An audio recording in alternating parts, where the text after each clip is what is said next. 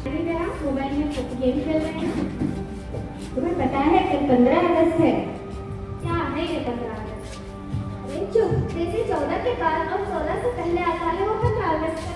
हा हा हा, ये क्या था? अब कितनी हंसी आई। वैसे 15 अगस्त हाँ, पता है कल इंडिपेंडेंस डे है। हाँ, तो उसमें कौन सी बड़ी बात हो गई? वो तो हर साल आता है ना। अरे ऐसे नहीं बोलते।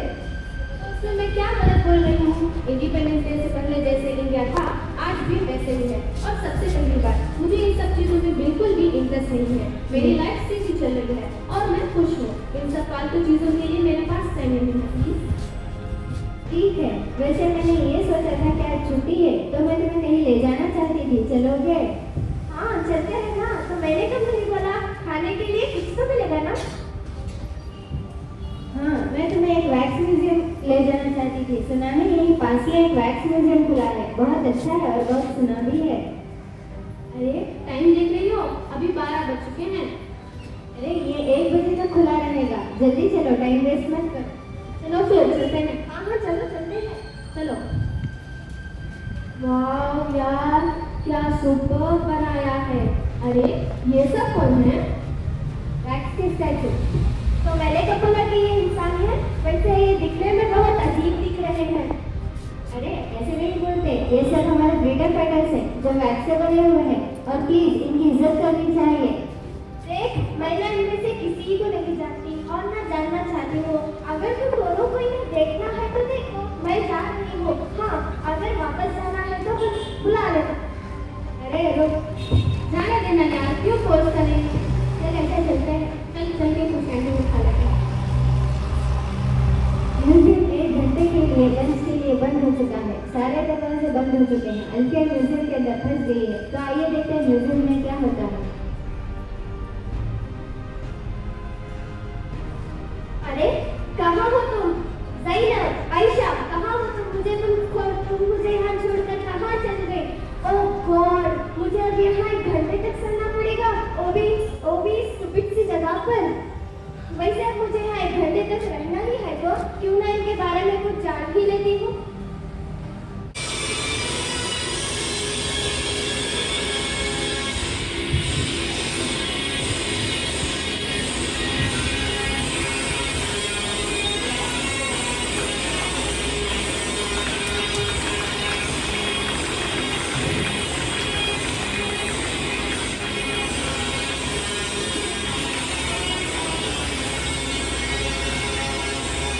जिधर की 100 साल जिंदगी से एक दिन की जिंदगी बेहतर है, यही मेरा गोल था। आप तो मुझे इस देश में जानते ही होंगे कि मैं कौन हूँ। मैं शेरे रसूल टीपू सुल्तान हूँ। इस मुल्क के लिए मैंने क्या नहीं किए। मैं और मेरे पापा हैदर अली ने अंग्रेजों के खिलाफ कितने जंगें की, यहाँ तक के तीसरी जंग में मैंने अपने दोनों बच्चों को तक गिरवी दिया था। और आपको ये बताना चाहता हूँ कि मैं मुल्क का अपना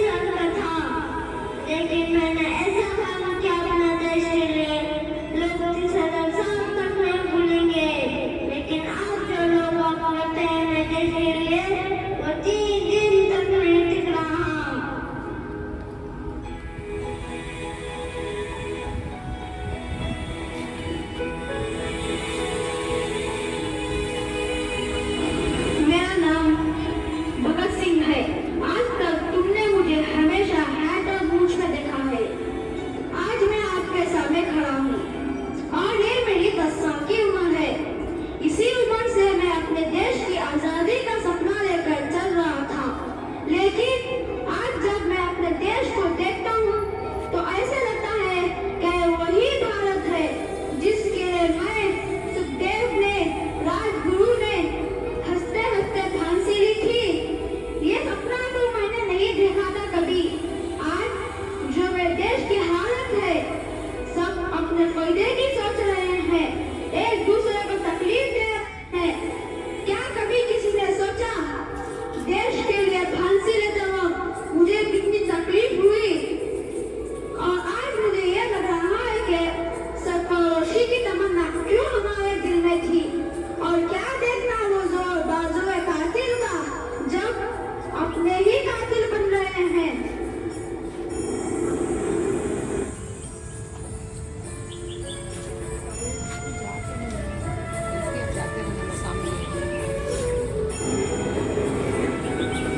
मैं हूँ अशफाकुल्लाह खान। खून से खेलेंगे होली अगर वतन मुश्किल में है, कसली कमर अब तो कुछ कर दिखाएंगे। आजाद ही हो लेंगे या सर ही कटा लेंगे, ये था मेरा आखिरी जुमला जब मुझे फांसी के तख्ते पर चढ़ा दिया गया था। मैंने अपने देश की आजादी के लिए अपनी जान दे दी। मैंने अपने दोस्तों के साथ मिलकर राम प्रसाद विष्णु चंद्रशेखर आजाद के साथ मिलकर आजादी की जंग में शिरकत की थी। मैंने तो कभी जात पात का भेदभाव नहीं किया था। तो आज क्यों धर्म के नाम पर फसाद हो रहा है? क्या इसी आजादी की खातिर हमने अपनी जान माल की कुर्बानी की थी?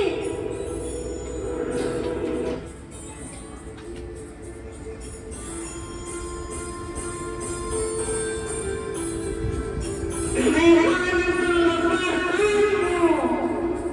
एक मुसलमान परिवार से होकर मैंने किसी में भेद नहीं समझी। मेरे गांव में जो भी लोग आते थे उनका खाने का इंतजाम मेरे वालिद खान, बेगम खान खुद अपने हाथों से किया करते थे। हाथों और पैरों में लोहे की बेड़ियां डाल दी गई और जेल की काली कोठरी में हाथ फैलाकर खड़ा खड़ा बांध दिया गया था। आज किसी को थोड़ी सी भी तकलीफ होती है तो वो बर्दाश्त नहीं करता। हमें जो देश के लिए सब कुछ सहा तो उसका क्या?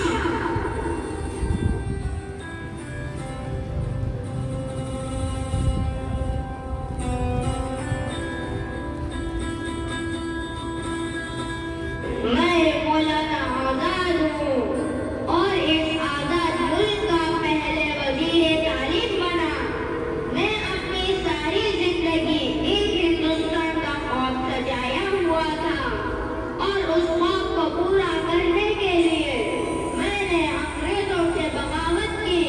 मगर अफसोस आज मेरा नाम इतिहास से भुलाया जा रहा है।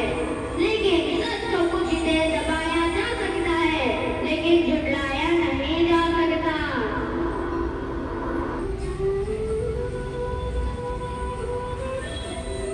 मैं हूँ डॉक्टर भीमराव अंबेडकर। मेरे भाइयों और बहनों, जब मैं मुड़कर मेरी आंदोलन के 75 साल को देखता हूँ तो भविष्य के लिए चिंतित हो जाता हूँ। बहुत हो चुका, अब तुम्हें चुपचाप नहीं बैठना। जात पात के इस दलदल से बाहर निकल आइए जिसने हमें बदतर से बदतर जिंदगी दी है। इन समाज की बेड़ियों को तोड़कर बाहर निकल आइए और चुन लीजिए उस धर्म को जो तुम्हें समानता यानी मुसावत का हक है। भले ही मैं एक अछूत के रूप से पैदा हुआ हूँ, लेकिन मैंने तो कभी इस धर्म को इनकार नहीं किया, बल्कि सबको एक जैसा सलूक करने की जद्दोजहद में कामयाब तो बना।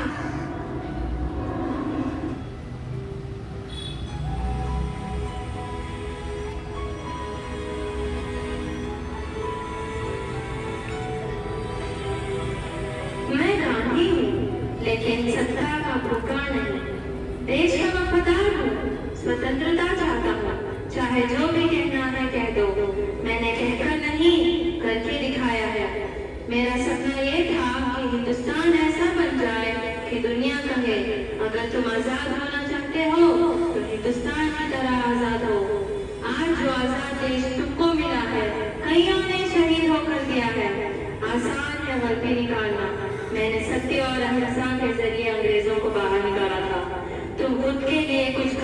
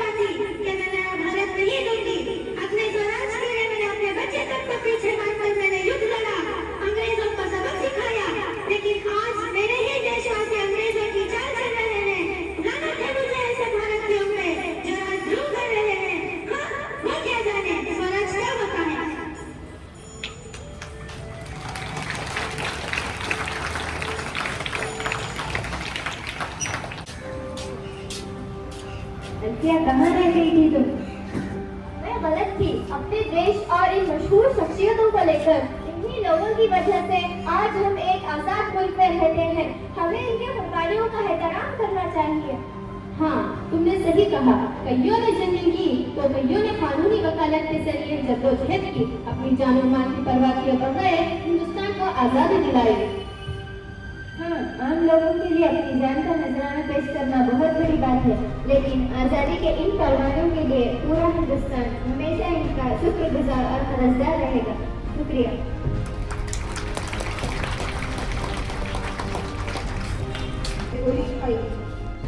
बहुत आंसू बहाने